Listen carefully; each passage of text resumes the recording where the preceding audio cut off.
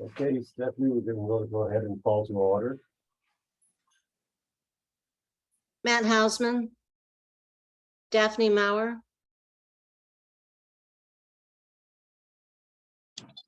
Yes. Alexa McCoy,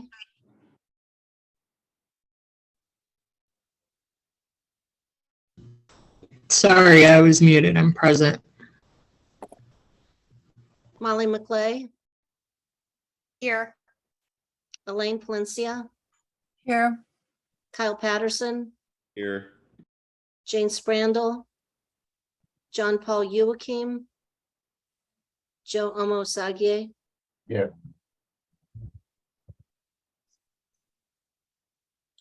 Okay. And we want to approve the agenda. Approval of the agenda. I'm sorry, I should share the screen so you can look at it. That works. Okay. And if guests wouldn't mind signing into the chat with their agency affiliation, if any, that's super helpful to us and we can spell their names right. I move to approve the agenda. I'll second. Thank you.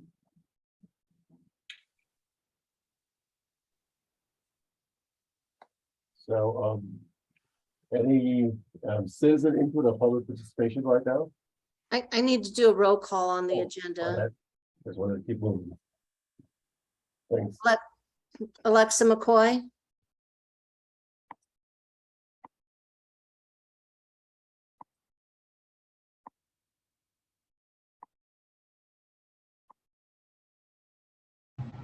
I'm here. we're voting on the agenda. Is that a yes? Yes. Molly McClay, Yes. Yes, it's yes. I'm sorry. Elaine Palencia, Yes. Kyle Patterson, Yes. Daphne Maurer, Yes. Joe Omosagie. Yes.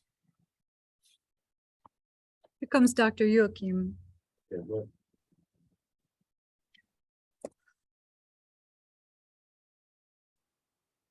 Okay. So we have any participation from anyone out there? Input?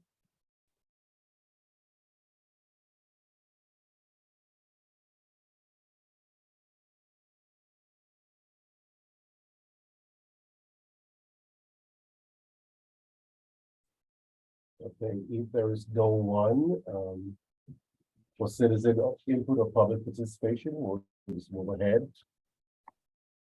So comments. I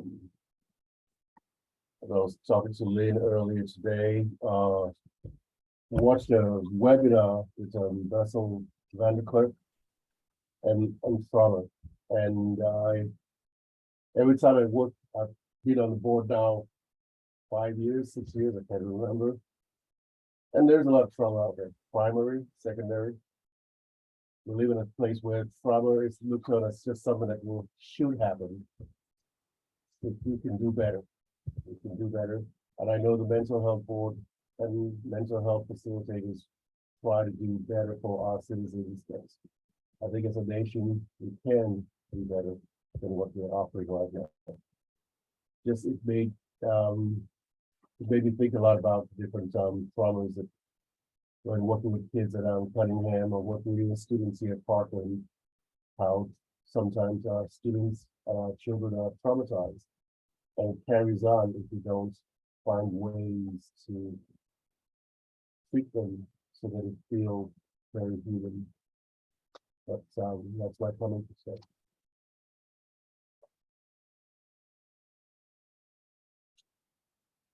Lynn? Okay, one here at the Shields Carter Room to ensure compliance with the revised Open Meetings Act rules under the extended emergency order or executive order. And Mr. Bryson is in the hall in case we have any public participation. I think after a while, if it's clear that there's none, he should go ahead and go back to the hot, sweaty office. at least more comfortable place to sit, whatever you choose. Anyway, this meeting is very different from the meetings you've had since January. I think it's really appropriate. And I'm grateful for all the time and attention that we've all put into agency contracts and funding decisions for contracts that will start July 1st. We as staff are still in the mode of preparing for the contracts. I thought it'd be a lot faster this time around because we're using electronic signatures, but there's still so many issues that need to get ironed out prior to contracts. So we're still in that, and with just a few days left before July 1. So, wish us luck, but it's time to shift gears toward the other things that the board spends money and energy on, and some of the other activities of staff and consultants. And we also, kind of the big piece of this is the budget for 2023, which we'll get to in the agenda. So I appreciate everybody coming tonight and helping get us started with those things. I think we have, I don't know, I don't think I have anything else really important to share with you right now because there's so much content to the meeting. So thanks.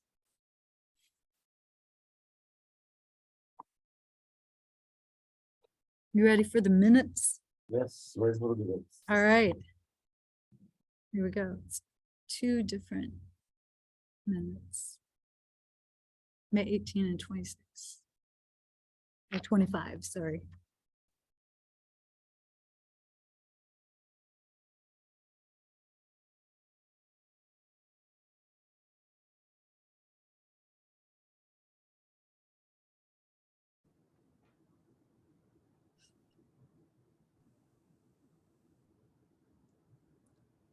And I think one of the meetings, this is Daphne Maurer, I think one of the meetings has me as absent. Now, I was probably late, but I think I made it. So Let's see. You were at the 25th. Do we have you listed as not on there one of them, I was, yeah, on the I 18th? think Okay, I was there. okay. So we'll make that change. Thank you.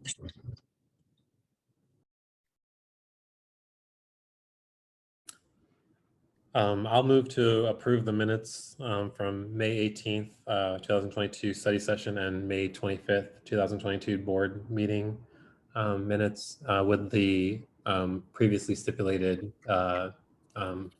amendment. A second then. Thank you. Stephanie? Alexa McCoy, Yes. Molly McClay, Yes. Elaine Valencia, Yes. Kyle Patterson, Yes. John Paul Joachim, Yes. Daphne Maurer, Yes. Joe Omosage, Yes.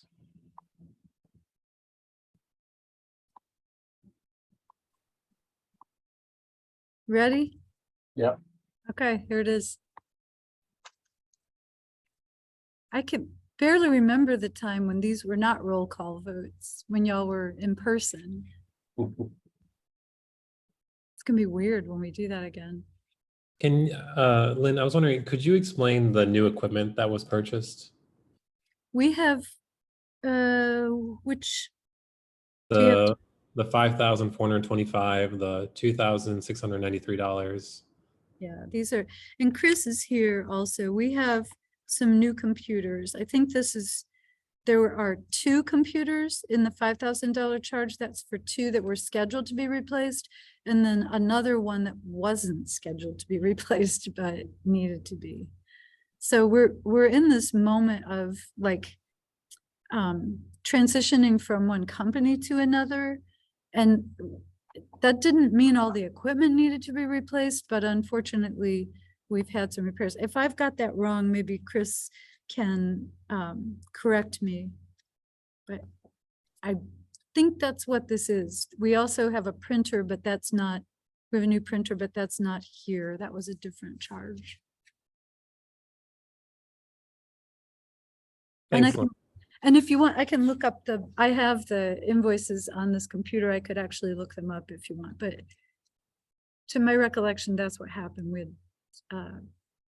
surprise need. Thank you. Anyone see anything else? Oh, sorry, went too far. You probably noticed there aren't a lot of agency payments on this month, like none. And that's because it's that in May, we reach the lowest point in our fund balance. And so we hold the May payment and make it together with the June payment. So that's why this quick report. Okay. Thank you.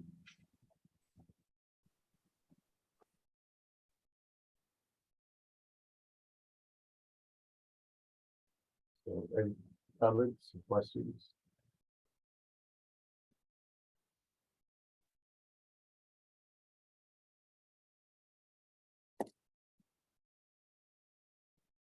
Okay. So moving on to new business. Oh, I think we We need, don't have a motion. We have Oh, here's what we do. I will move to accept the vendor invoice list. I'll second.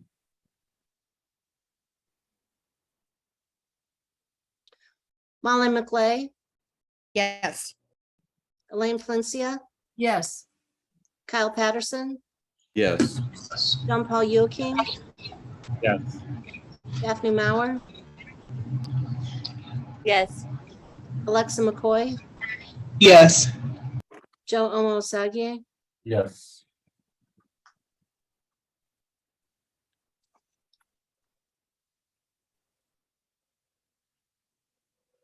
So we're moving on to new business now.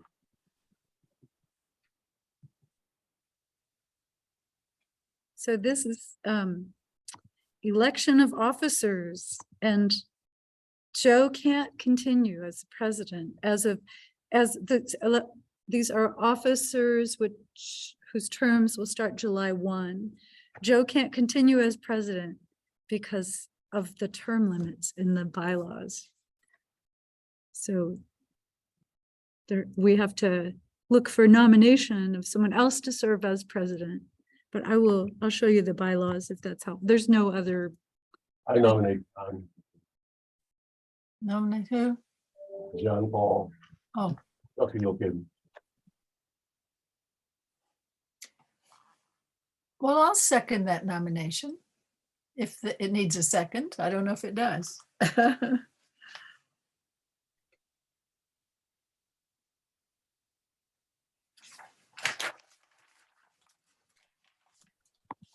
That means we would need a new vice president though, as well.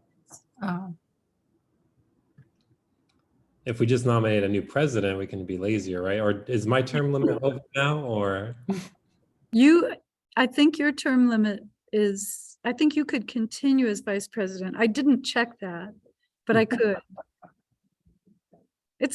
Time goes so fast for me that I think it's only been a couple months, but it has. I literally started like a couple months before the pandemic started. Yeah. So. Well, I mean, you'd have to give it up. I wonder if there's anybody here who'd be willing. I'll go ahead and start the meetings and Joe can take over. I'll be vice president. That's okay. I mean, if someone new wants to be vice president, and take on the responsibility, I'm happy to nominate them. I can just be a board member. I think we should do these one at a time and like finish up the president first. Maybe close the nominations for the president if there aren't any other nominations, and vote on it, and then move to vice president. With our fingers crossed that Okay. someone will, okay. Let's do it.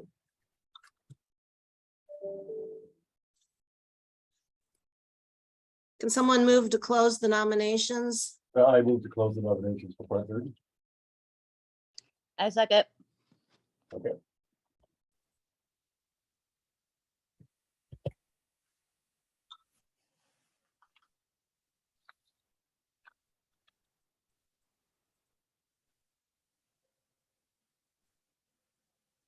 We'll vote.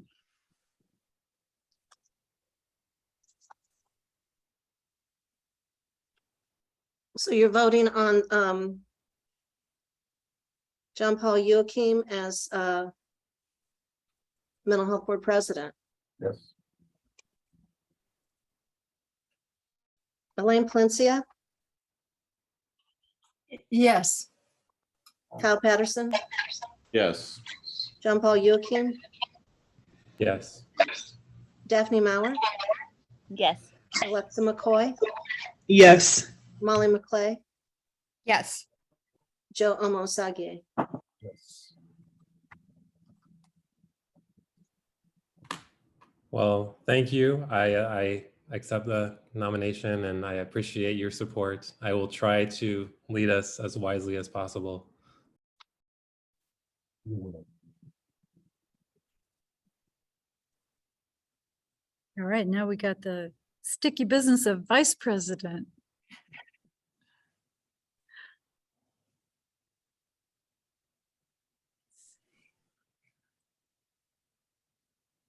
And Joe Can- could, I'm sorry, go ahead. Go ahead. No, if per the bylaws, Joe could serve as vice president, but I think y'all were suggesting like asking if anybody else is Yeah. interested. I thought I heard someone say that, so. Yeah, and Daphne wants to say, add something. No, I just thought that that was what we were going with. So sorry. No. We don't have to go with it.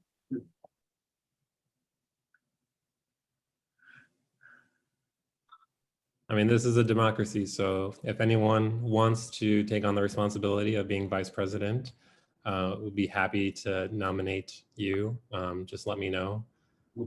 It's not as, scary as it sounds. I did it under Joe and things were fine, so it's a lot of signing papers usually, so. Yeah. I like the electronic signing now. It makes it a whole lot easier.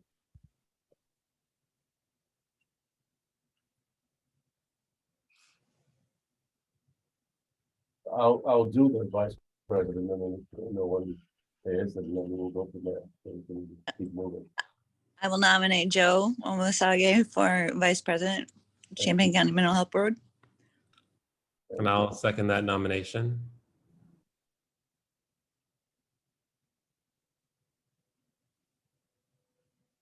Any discussion? Well, let's just vote. I mean, thinking that we have a president, a vice president with a full beard platform, so very strong. Full platform. beard And- not much hair. and- Yeah, I like that. I did not even notice that.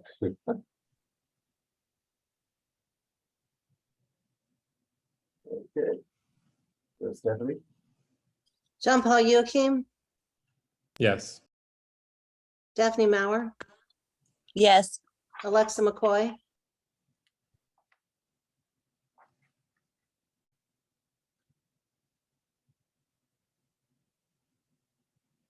She gone?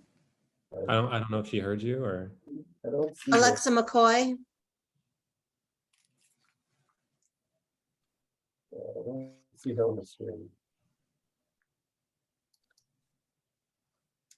Molly McClay, Are we voting on the nomination? Or are we closing the nominations? I just wanted to check before I vote, even though it's the same regardless. we're voting for Joe Omosagie to be vice president. Okay, just making sure. Yes, I vote yes. Elaine Palencia, Yes. Kyle Patterson, Yes. Joe Omosagie, Yes. and is Alexa McCoy back on? I'm back on. Sorry, I got booted off. I vote yes. Thank you.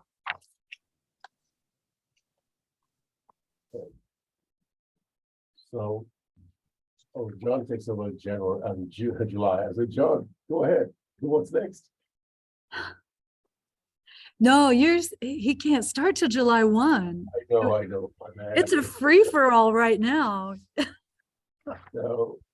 So we are moving to the elections. Oh, Priscilla. So I'll show you that memo. And yeah, like you could, you're still both officers. This could get wild, and I'll just try to follow along. Okay. So this is, the DD board looked at the same stuff today and had a pretty long discussion about it.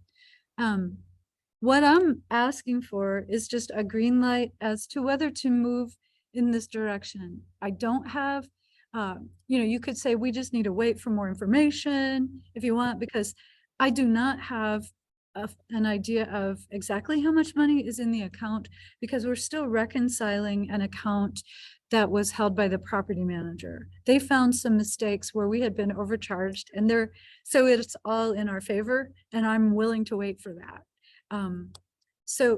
Because of that, I can't say exactly how much money you have, but I think around $780,000. And there's really, I don't think there's a lot of reason to just hold on to it, unless you wanted to say, like, we're holding it until we can do group homes again, or we're holding it until we have a really great idea. So what I did was I've been listening to people talking about unmet needs, some of the things we haven't been able to fund, whether it's because of our rules or because it just hasn't been done yet. There was an experiment a few years ago that the DD board did, called their mini grant. We really understand how that would work. It was probably really good for the people who got technology out of it. Some got technology, some got therapy services, that type of thing. It was probably really good for them, but it started right at the beginning of the pandemic. So it's every possible problem with administering that is well known to us. So for that one, that was, this mini grant style idea, we could probably write a pretty good priorities memo or even an RFP, because we really know a lot about that. For this, building up the workforce, there's lots of ideas around the country that don't all sound great to me. So there's lots of things we could model off of, or we could just say to the agency providers, what can you think of that would be helpful in this? So all of these three ideas all go to the focused population for which this fund was originally established. The idea of purchasing new group homes was to help serve some people who could not get services here, who were eligible. They may be separated in order to get the services by 4 hours from their parents who would stay here. And so it was a complicated situation. That situation has not only not gotten better, it's gotten worse. So I think saving the money wouldn't be a great idea, but this is entirely up to y'all, including telling me to wait. The discussion this morning resulted in the DD board approved this idea of instructing me to go ahead and put something together for further consideration. And one of the concerns raised was people would really like to see housing supports happen. We've been trying it for a long time. We kind of know why it's not happening, but I don't see any harm in throwing that in as another priority category. If you all want me to do this, to, bring back a priorities memo specific to this fund and a timeline specific to this fund. And the reason I picked 300,000, or it's 350,000 with the DD board's contribution, which would be their last contribution to make it equal to yours, is that I've seen somewhere best practice when you have a fund balance you want to spend down is to do it in 2.5 years. So this would it would be maybe 350,000 for 2 years and then the rest on the 3rd year, to really give these ideas, these are kind of special initiatives, a chance. But like I said, this is not the only possibility for this fund. So anyway, I'll stop talking.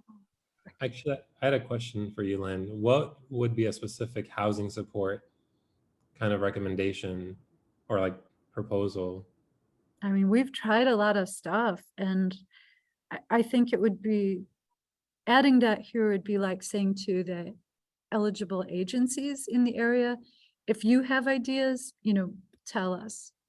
Maybe we don't buy a house anymore, but maybe we help somebody buy a house, or it's some kind of housing voucher or rental assistance or something like that.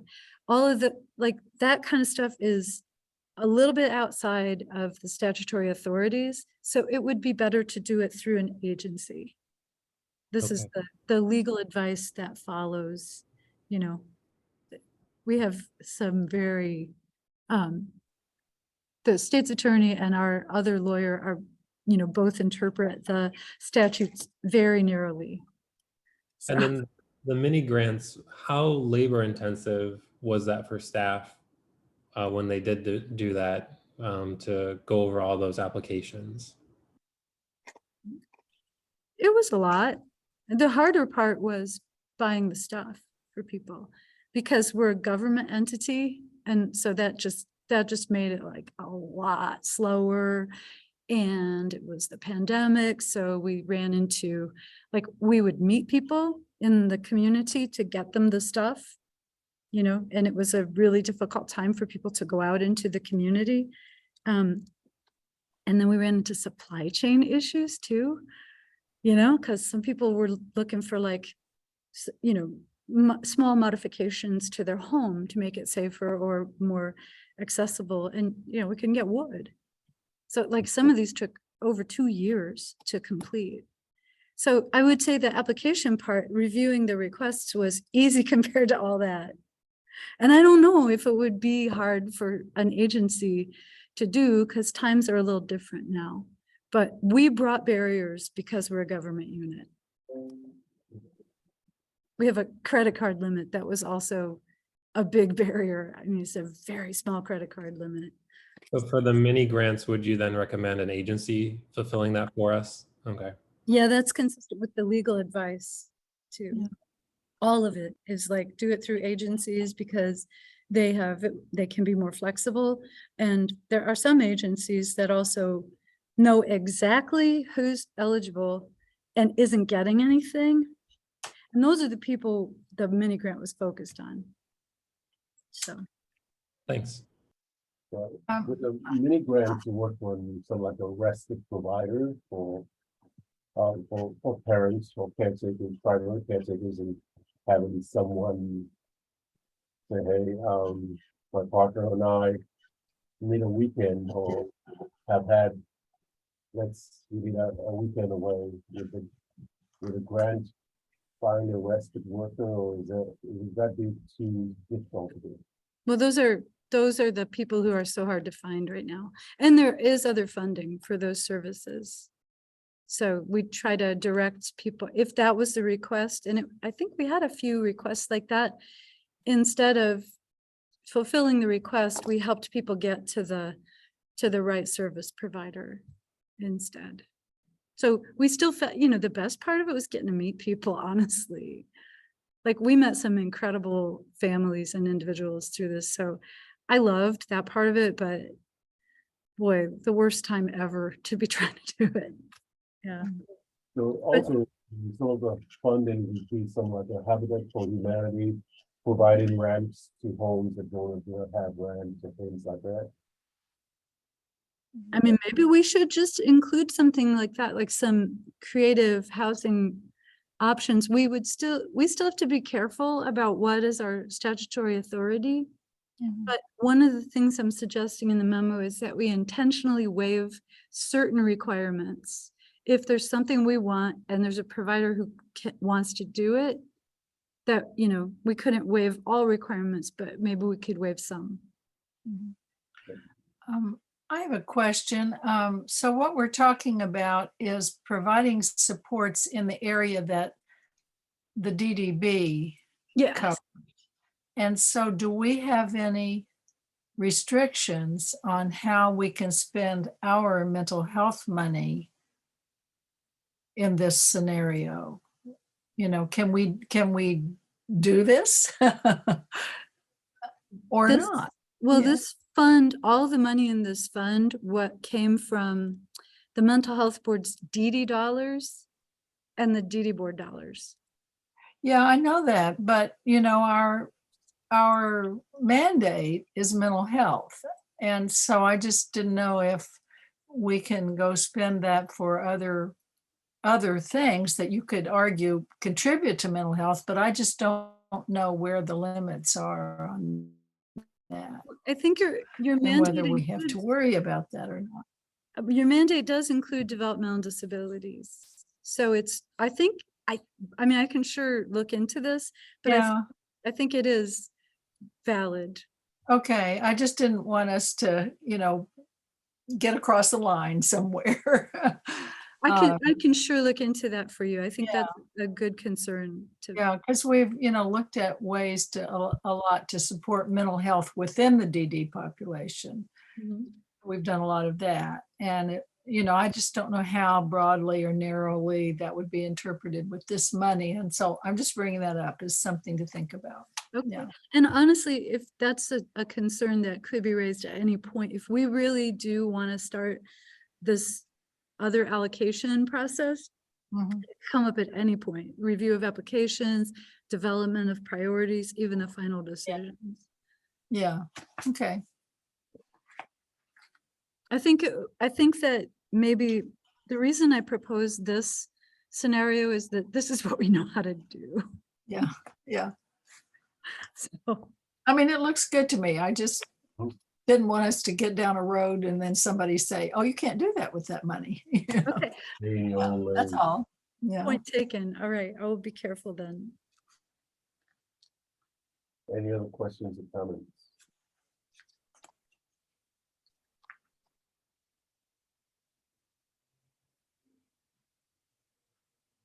So, move.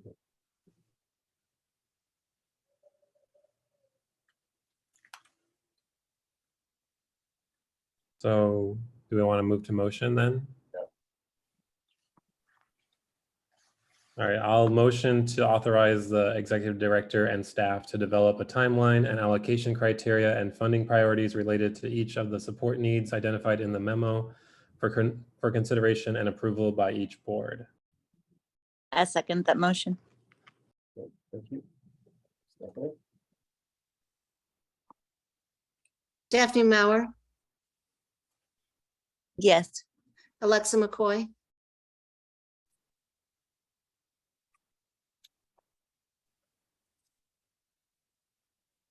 Alexa McCoy,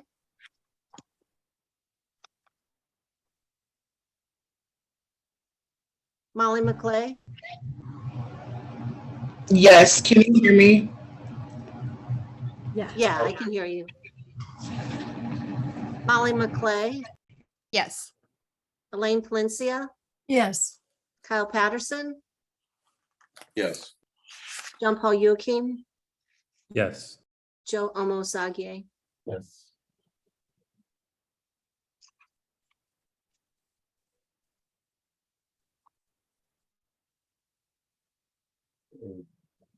What's next? on the agenda?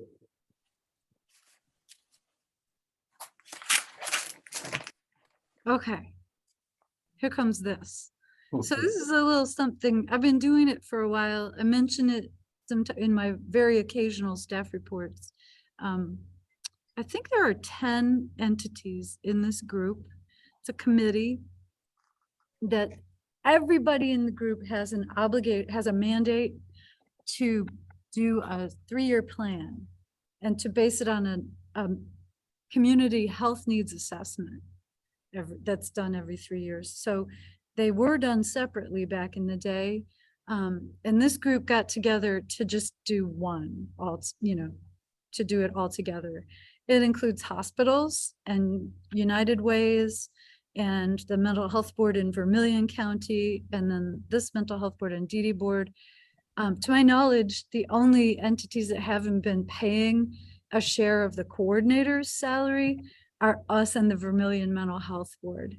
So, and I've been, in this group, like making suggestions that sometimes bother people, because this is a health plan, and to be honest, people with disabilities don't get much mention in the health plan, although behavioral health is a priority year after year after year.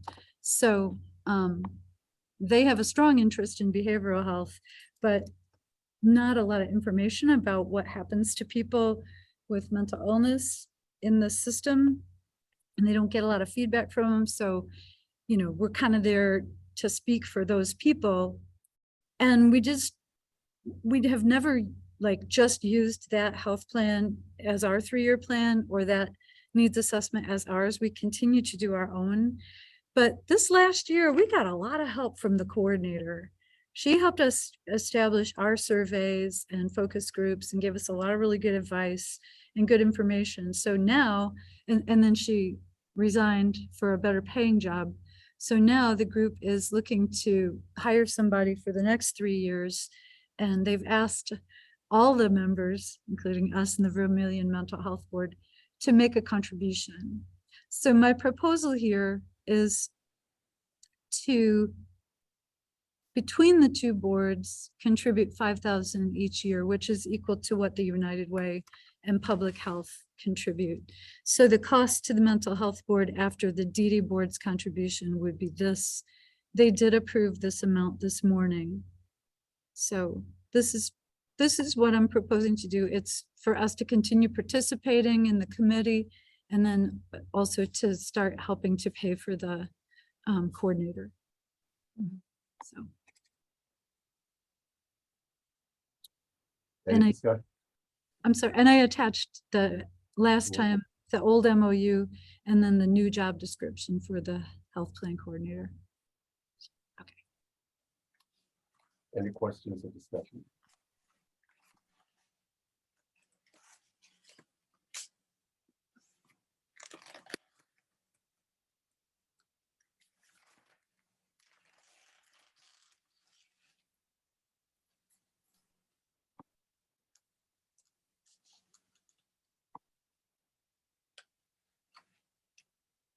I'll make a motion then to approve continued participation for 3 years in the Regional Executive Committee for Community Health Needs Assessment and to contribute $5,000 annually for 3 years for the shared coordinator services pending approval by the CCDDB, which sounds like you got. I'll second the motion. Stephanie? I just want to interrupt a minute. Lynn, do we want to change that figure like we did this morning? No, because the mental health board will pay the 5,000 and then their cost will be offset by the DD board's payment of 21,075 to the mental health board. Okay, So sorry. it's accurate. No, thank you for raising that question. I got stuck this morning because I hadn't written their motion correctly, but as long as everybody understands that's what's going on, I think this is clear. This is a reflection of how we pay the bills. Okay. John Paul Joachim, Yeah, I think you were muted. Yes, yes. Daphne Maurer, Yes. Alexa McCoy, Yes. Molly McClay, Yes. Elaine Palencia, Yes, Kyle Patterson, Yes. Joe Omosagie. Yes.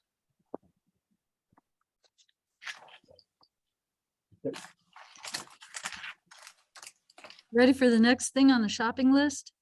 Let's go.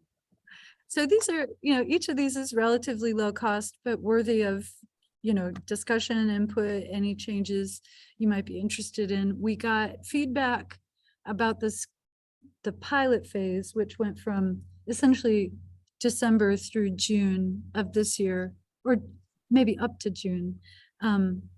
It was a small pilot. This would be a pretty small phase 2 as well. We might, I think I summarized the feedback. Yeah, there it is. There's the summarized feedback. We showed you a little bit more detail last time of the feedback. So this is what we are thinking for a phase 2, if there's to be a phase 2. That no DD board agencies have participated in this and none seem to need it. In fact, we just have so few DD agencies that it's just a really different set of circumstances. So this would be a cost only to the mental health board. And we don't know if we would spend the full amount because there would have to be, the agency would have to be willing to participate. And not only just at the beginning, but if the service isn't helping them, they can stop. So we probably wouldn't spend all this because some people just needed a one and done. There were other, a couple other agencies that really used the guidance and that was real positive. So anyway, we would probably contract with just one person, but we might look around for a couple. In the beginning phase, there were 2 consultants and one of them has moved out of town and is very busy with other projects. So probably not likely to contract with us a second time around. And the other one is an accountant, which seemed to be the kind of service that agencies needed a little bit more than the like, business startup advice. So anyway, so this is our proposal for our phase 2.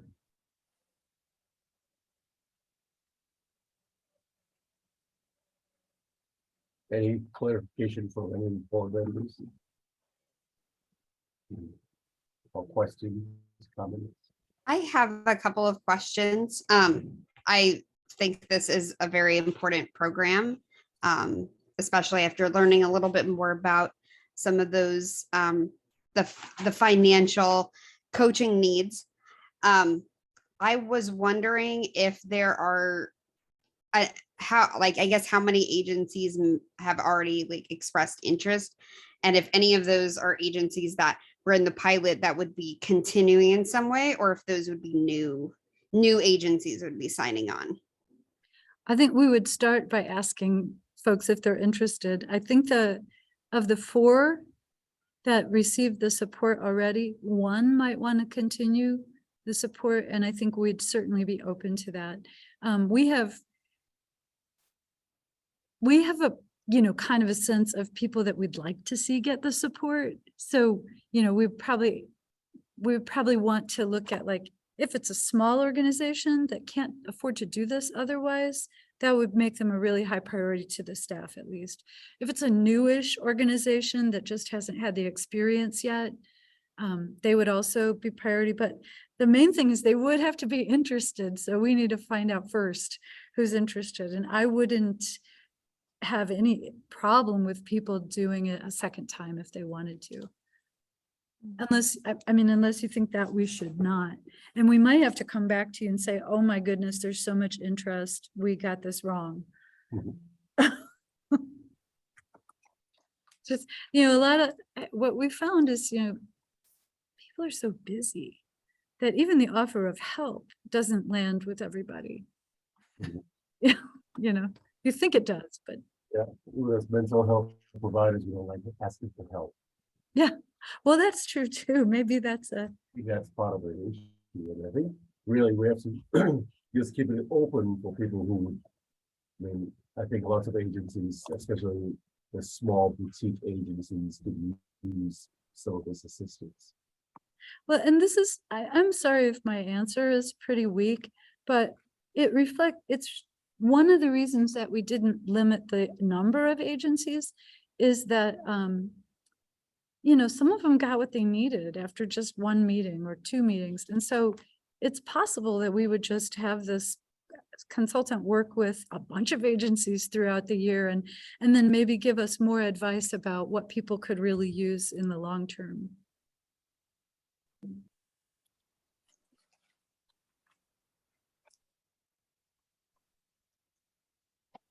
I would add, I guess, not a question, but a comment. It might be useful in promoting the program to future agencies participating, to have maybe the pilot agencies share some kind of little tidbit, like a testimonial or even some statistics about what the coaching has helped them to do.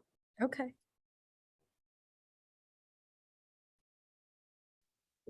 Okay.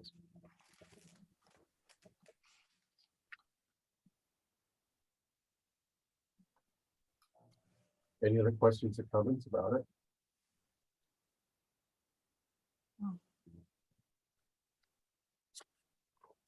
A lot of the larger agencies usually have accountants or someone who keeps the books for them, but the smaller agencies where it's one or two employees definitely needs. I think anyway, because I once worked for an agency like that. You needed that assistance. Yeah, I think that's a big one. That's an issue that so many organizations have to deal with. Many of us come in with great ideas about how to help people, but when it comes to running the books, we just don't do so well. Yeah, right. That's true.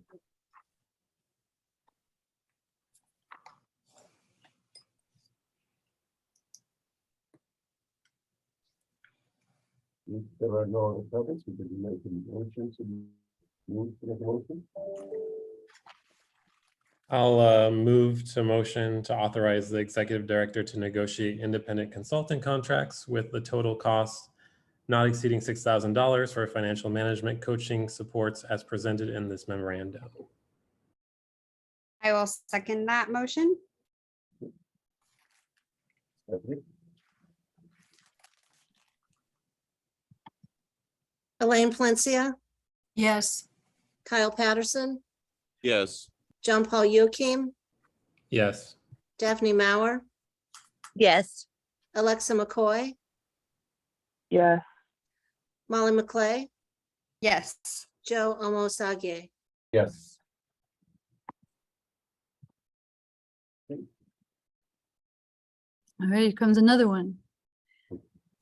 So this is another cost that is not entirely shared with the DD board, although pieces of it are, like some of the art activity, promoting artists, those are shared, but this is something that the mental health board has been doing for a really long time. And some of you have been real involved. In the last couple of years, I had to get less involved, and Stephanie Howard Garrow and Chandra Somerville have taken on more of it. So I may have missed something in this memo that's real important, or even something that happened this year. So anyway, and I also need to step out of the room for just a second. So if y'all would prefer to have a discussion with this not on the screen, I can stop sharing it. But the request is to, if you're interested in doing it again, the request is for us to set aside $15,000 to sponsor an anti-stigma film and in the Ebert Fest next year. And then all this other stuff comes with it. I remember when it was controversial for us to do this, and a lot of people were arguing that we didn't need to spend money on movies and something kind of flashy like this. And I think it's worked out so well. And we have become an important part of Ebert Fest, and the addition of the opportunity for the artists to sell, especially, and people from the board being on panels and all of that. So I think I look back and think about the negativity that this used to generate, this idea in the boards. And this goes back to when I was on the disabilities boards. So I just think it's good that we kept it up, and that we have become an integral part of Ebert Fest now. So I support it. Thank you, Elaine. So the DD board did not approve funding for this? Well, in the beginning, no, we eventually did, but there was a lot of negative feeling, as I recall, because it was $15 for like a movie festival. It wasn't going to direct services, and that was kind of the issue. But as it has unfolded, and then the whole idea of, well, this is, you're bringing celebrities in, and what does that have to do with us, and so on. but as it has unfolded, the film about stigma that we always, help bring to it and get to help decide which film, as I recall, has brought this issue to an awful lot of people. And sometimes that film, I don't know if it's every year, but it gets shown maybe at a high school also, for people who can't, that has been done, or passes are given to people who can come. So the way that it has, all of the objections, I think, have gone away is, I don't know, Lynn might know more, but the way that it is helping the community is much clearer now than it was. So it looks like though that the DD board has opted out now, but the price went from 25 to now just 15,000. So we would Yeah. basically not paying much more, if anything more, to keep this going. It sounds like. Yeah. Yeah.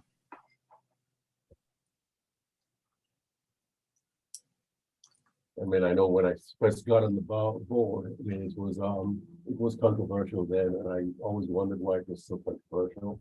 Yeah. It really brings, I mean, we're a very visual culture, and watching movies and hopefully having deep conversations highlights what we're trying to do in the larger community. And I guess that was why it was controversial. And it's reached a lot of people this way. Yeah, I think originally part of another complaint was, well, it's reaching the kind of people who go to Eberfest, but it's not reaching the community. So there were all those kinds of things said, but that's been moderated by helping other groups to see it. Mm-hmm. Yeah, I know Chandra has been several movies that have been Chandra. They've gone to some of the local high schools. I know Urbana for one. Yes. I think it was Shamika Holtzball movie. Can't remember the movie name of the movie now, but it went to the high schools. The movie we showed last year with the Roars, A Beautiful Life. Great movie. I mean, I think we're taking them to the high schools, but also having that conversation about how it impacts people. Mhm. Takes it out of that therapeutic sterile environment into an environment where people actually engage with the movie.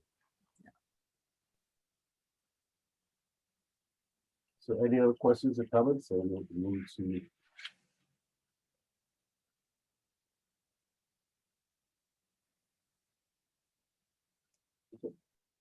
the motion. Okay, I'll move to approve $15,000 to sponsor an anti-stigma film in Roger Ebert's Film Festival 2023.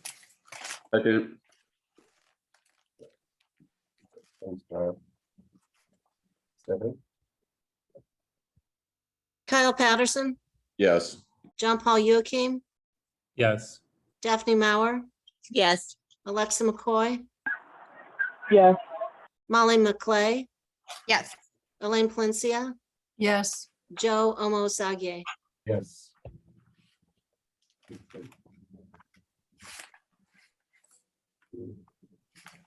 Next.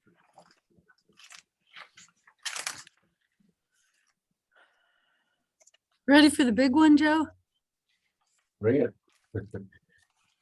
So we start working on budgets earlier than anybody else does. It's probably really annoying to other county entities how early we start doing this, but we need to know how much money you're going to have available in the first half of 2020 before we go and commit it to those agency contracts. So, but then when it comes time for us to develop budgets for the mental health board to approve and for the DD board to approve in order to go to the county board and say, this is what we'd like to do, I'm ready because we've started so long ago. So this is still like, it means a lot to me if you can approve this tonight, whether with revisions or not.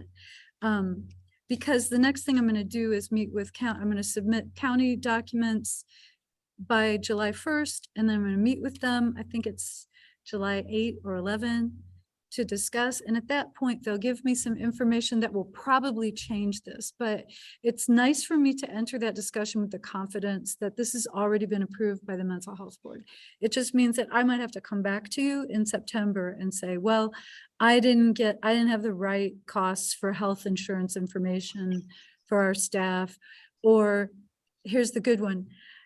The county just gave us a higher estimate of the property tax revenue for the mental health board. Like that happens every year, that we get, further into the year and they increase the estimate. So we'll probably be looking at this again for your approval again, before the county board takes it on for their final look in November. Or maybe, I think it's in November that they take their final look. So I just, if you don't like some aspect of it, I can still revise prior to submitting this first round to the county. If you're okay with this as a starting point, it's probably going to come back anyway. Because I actually know that I underestimated health insurance costs. I already know that. So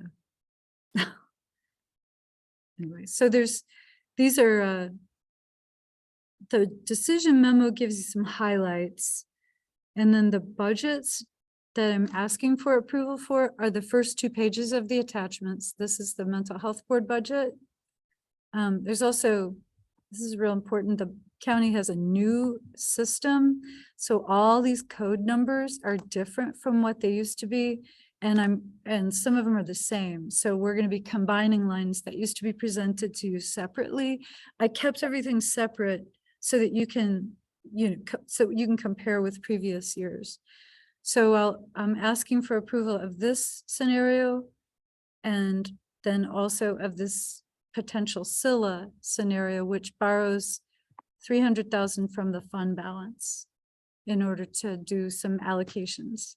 And then there's a couple of adjacent costs, like if we need any kind of legal services related to the Scylla fund, if we run the NOFA in the newspaper, which we are obligated to, there's a little bit of a cost. I don't know if it would be 200,000 or $200, but I put that in there. And then this cost here is just, it's a separate thing that's always been managed in the Scylla fund. It's essentially a trust fund for one person who was living in a Scylla run by this organization. It can only be spent on that person, and it's accessed by his family as they need it. So that's just a weird thing about the fund. So those are the 2 things I'm looking for approval.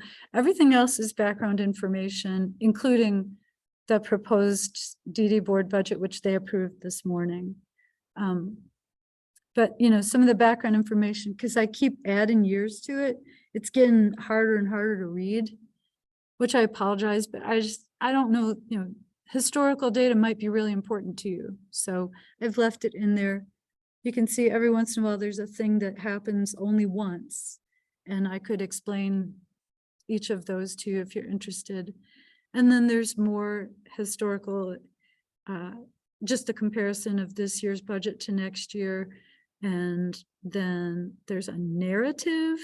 This was developed at the request of a couple of mental health board members several years ago, just to provide more detail about some of the larger lines in the budget. I'm sorry, it's still sideways. Anyway, I'm going to go back to the decision memo, and I'm going to stop talking now. Okay. Any questions? Lynn, do you still keep track of the percent of the expenditures that are administrative? Because you used to do that. We can, by just taking it, like one simple way to do it is just take this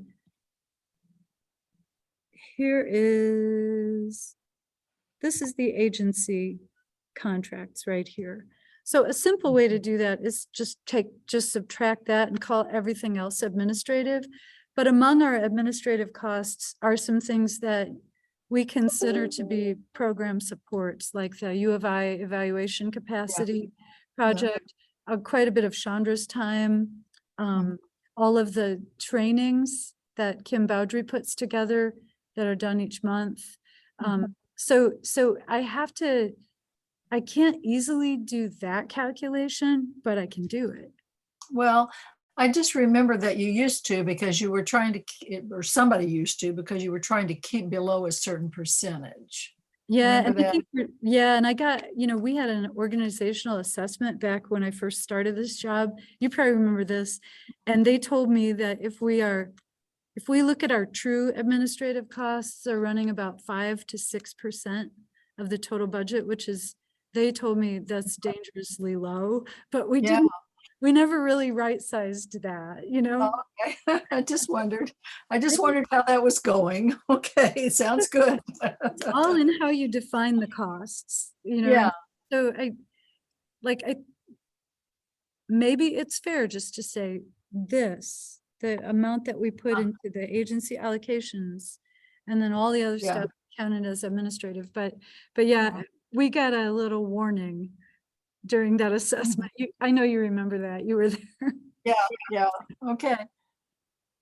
Okay, just, like Charity Navigator always tells you how much administrative costs are going of your charity that, for UNICEF or anything else. So I just wondered if you were keeping track. Okay. And so you don't want to give to something that's spending 50% of your money on administration, It looks like if you So- calculate that 5.3 million over the total expense of 6.3 million, it's about 85% of the budget is contributions and grants. Yeah. So around 16% is everything else. So that's good because, well, I mean, Yeah. good, depending on how you look at it, right? Because a lot of those Yeah. administrative costs really are not administrative. They're just there's this other thing. Yeah. And it's worth discussing that other thing each year at least, because maybe it doesn't have value. But, I think we host educational events because we can, but then, there's always a question of, are they helping people? This is helpful to the agencies. So they have to tell us if it's helpful. So, and unfortunately, and this is noted in here, but I was going to bring you the bad news next month. The U of I Evaluation Capacity Project, which is very popular with agencies who've participated, is going to end. And I have not developed any kind of substitute project with that. I think people would probably like, if we're going to replace that, to have almost exactly the same thing. So I have a lot of work to do to try to find something like that. So right now it's just, holding some money in the budget for something, and it might not happen. I mean, I'm not going to do it without you. I have not done the work on that yet. They're going to do a presentation to you about project results, and just this last year in September. So maybe I'll have some ideas by then. I'm not surprised there's not another group doing this or wanting to reach out to do this. Yeah. I don't know if maybe we could contact other universities and see like if University of Chicago or Northwestern or someone would be interested in doing this kind of project with us. And we have other collaborations at the U of I that, might lead to something. ISU is not very far. They do some similar research. So that's a great idea. If you want me to start poking around, I will. Yeah, even the School of Social Work at College of ACES, they do research similar to this. And I think the folks at the U of I psych school, I think one's going to Vanderbilt and the other one's going somewhere else. So they're dispersing them quite wide and far. And their suggestion to us is to turn it into a full-time staff person, which we could certainly do. But one of the things I really like about the structure that we've had is that they're not employed by us. So they can talk to the agency in a different way. They're not going to be reviewing the work like we are. So, I think it might be a higher level of trust, or the distance of being a third party. I would like to preserve that part of it. So Yeah, I would like that too.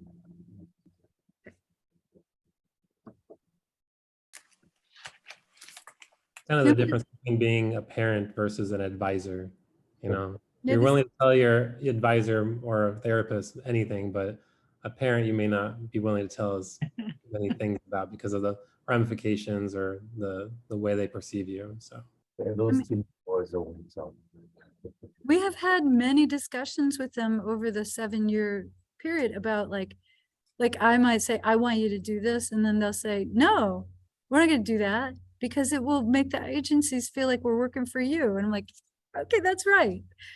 You know, like they've been really, they've been extremely helpful to us, but just sometimes like, oh, you know, that distance of being a consultant and doing the job the way you need to do the job, I think has been made it successful. So anyway. Thank you. So, Anyway, I'm so sorry. That was an aside. I'm sorry. Too much coffee.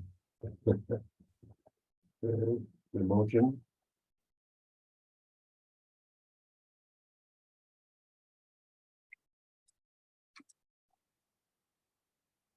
I'll move to approve the attached draft of 2023 CCMHB budget with anticipated revenues and expenditures of $6,339,797.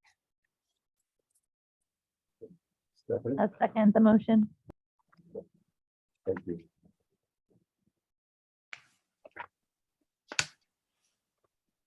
Alexa McCoy, Yes. Molly McClay, Yes. Elaine Palencia, Yes. Kyle Patterson, Yes. John Paul Joachim, Yes.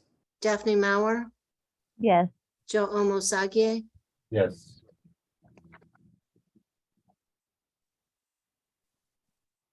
And the second motion, which is for Scylla, like you've already discussed the possibility that I offered before. This is really, this is a draft budget. If we have to change it later because there's a better idea or we find a problem with the current project, we can change it. So you know, like with the other one, it's very helpful to me to go into the budget discussions with your initial approval. But I just want to be clear that we might be coming right back to do something different in September, probably. So.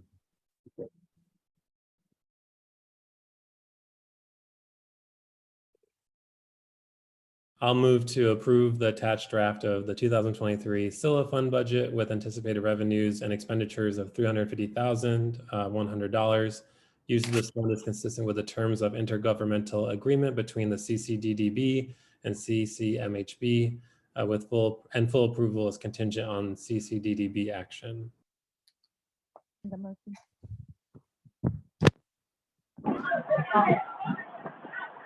I'll second it.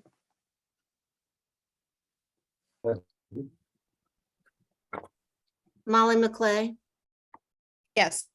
Elaine Palencia, Yes. Kyle Patterson, Yes. John Paul Joachim, Yes. Daphne Maurer, Yes. Alexa McCoy, Yes. Joe Omosagie. Yes.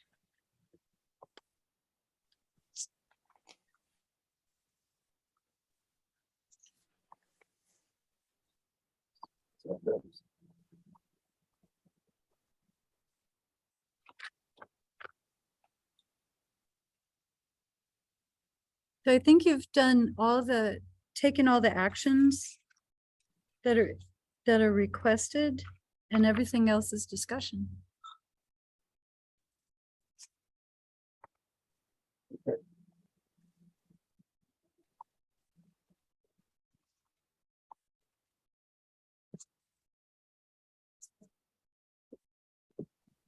Any questions about the next vote?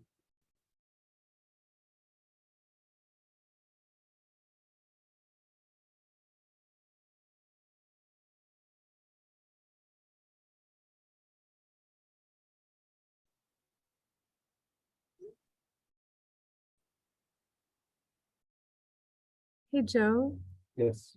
if Kim Boudry, I don't know if Kim Boudry is available right now. She wrote this, she might have like a small update to it. If she doesn't want to do it, I'll do it. Okay. I know she was on, so the. I'm here. I'm going to step outside in case someone comes out and just yells with reckless abandon because it's dinner time for them. I was just going to provide a brief update with the some concerns that we found out about after I wrote the memo. One is that the current day, October 15th, is U of I homecoming. And so there is discussion about quickly trying to choose another weekend in October. And out of learning that and the conversation surrounding that, we also learned that finding the tablecloth and draping company that does the backdrops behind the exhibitor booths is going to be very hard to find an agency to do that because a lot of those places went out of town during COVID.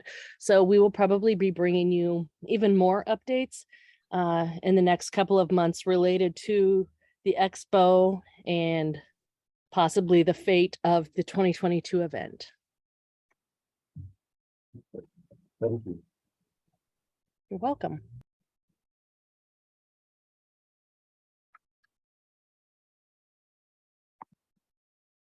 Ready for the next one? Yeah, just any quick questions or comments about this? Did About we- that? Okay, sorry. Yeah, let's go. Also, Joe, I think I might have missed something. Is it time for, oh no, it's coming up next. So next thing is the schedules. Yeah. So earlier we were talking before the meeting about whether we should make it a little later than 5:45. It was just a question. Otherwise, these are, here are the schedules again. And yeah, quick question, and I know at 5:30 was too early for me because I live in Parkland to drive to Brookings usually meant was really tight.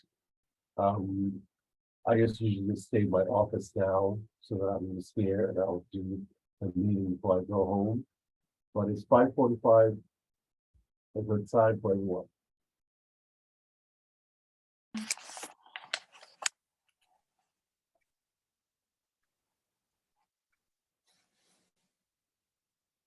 I mean, it's a good time for me.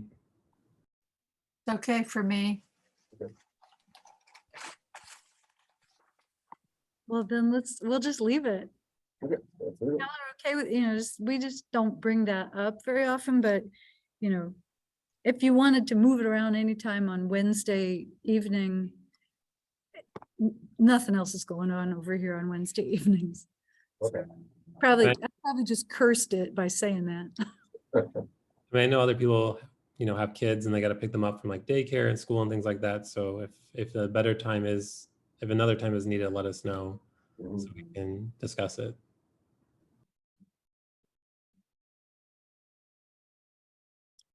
So the next thing, you ready? Yeah. This, Mr. Bryson has updated this. He found a few things to change. We talked about someday taking other things off there, but anyway, so the acronyms. Mhm. I did have a question, Lynn, about the schedule for next month. It says just regular board meeting. Is there something specific we're going to be discussing, or is it just open right now? It is, I have some things prepared for you. Let me see, there's nothing on, oh, I shouldn't be scrolling like this. Here's the application timeline. That's where we try to put dates that are gonna be real important to agencies too, or important to the allocation process, since that's the majority of what we do, or important to the county because of our relationship to the county for the budgeting process. So you can see there is no topic listed there.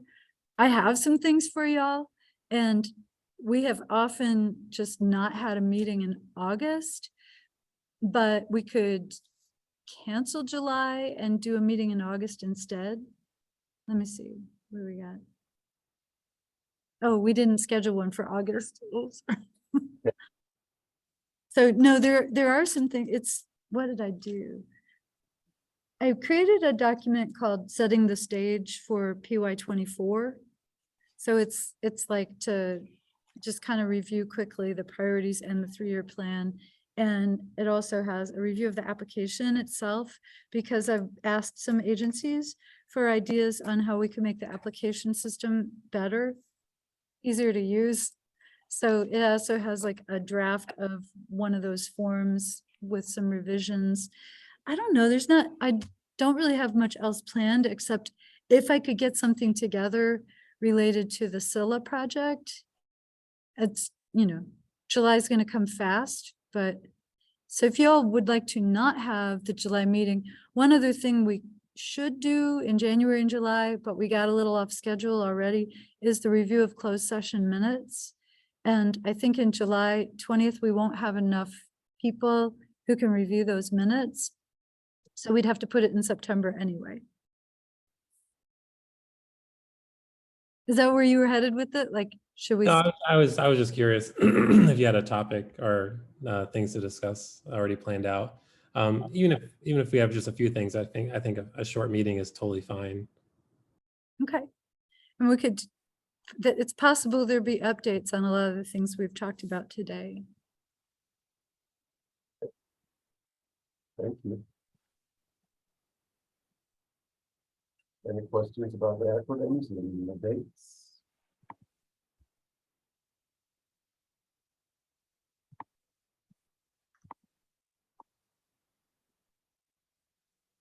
Move on.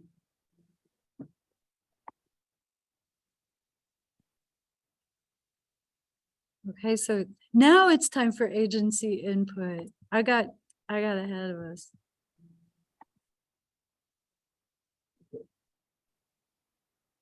Any agencies?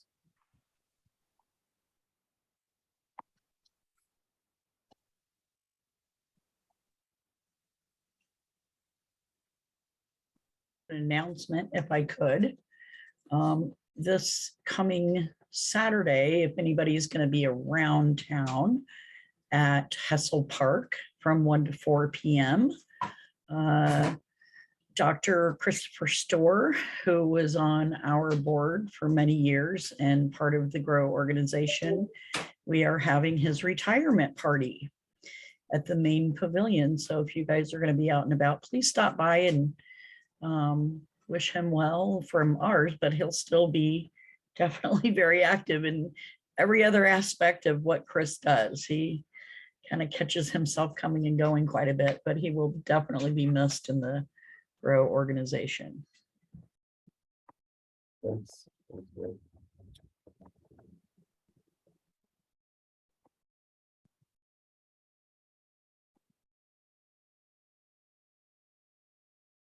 So I've been wanting to get the pool all day. Hi, Joe. This is Chandra.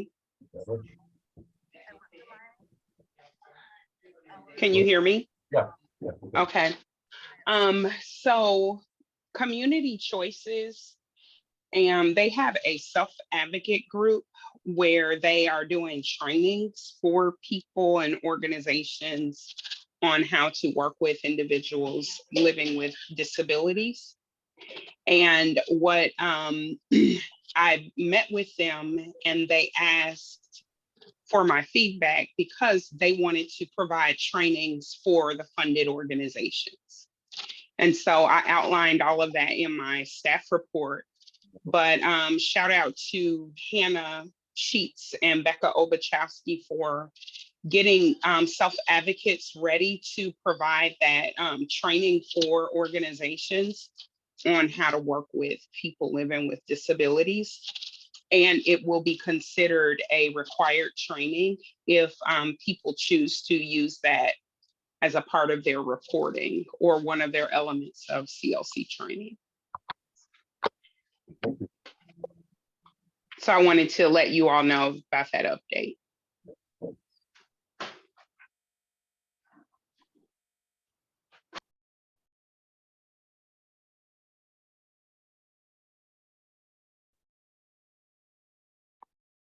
That's all. Thank you.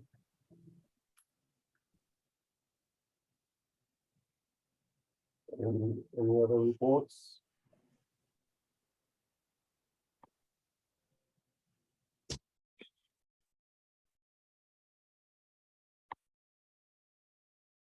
Okay, we'll move on. All right, we got staff reports.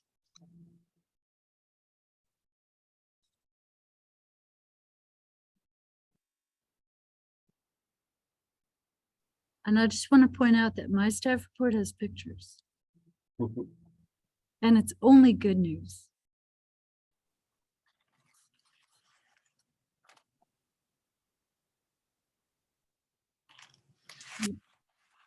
Mr. Bryson has included some data from a day-long training that he attended, and a board member was there and asked for these tables to be presented in the staff report. So thank you, Leon. Really want to show you my pictures. Okay. See, it's brief, and then it's just good news, just good news. And the good news is that this student who worked so hard on a searchable comprehensive database to complement the 211 path call service got the student award for the campus award for excellence in public engagement. And it had money attached to it. So we're all like so happy. Just anyway. And there's a statement. I just really wanted everybody to know that. And then I think Ms. Chandra always includes beautiful graphics. Here you can see us working on, we're talking a lot about the contract preparation. This has just been a lot of what we've been working on. And then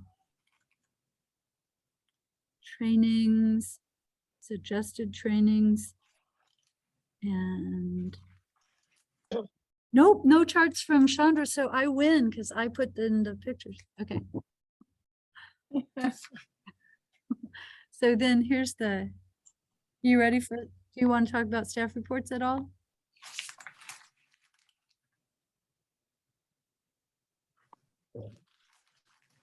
Anybody gone to any of the board meetings or any of the agencies that pertain to? Yes, I attended the Community Coalition meeting. And I will be getting back to doing that if they're in person again. One of the focus of that was the Urbana programs for youth. The school superintendent for Unit 116, Jennifer Ivory Tatum, for example, spoke about the anti-violence collective that they have founded within the school system. And then we heard about the Urbana Park District's Health and Wellness Center that's planned, and also the group, the Self-Made Kings group, that is a group of young men. So, of course, there's always the police updates and so on, but it was very well attended, very good program.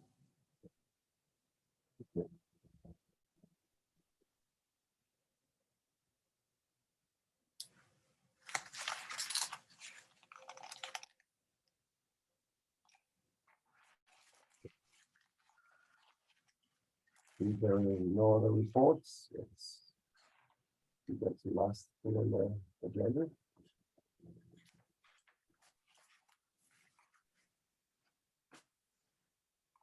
I'll move to adjourn if there's nothing else that we need to cover today. I'll second that. Okay. So have a wonderful month. We'll see you guys in July, and John will be at the helm. Okay, have a wonderful one. Bye-bye. Okay, thank you. Thank you. Congratulations. Okay.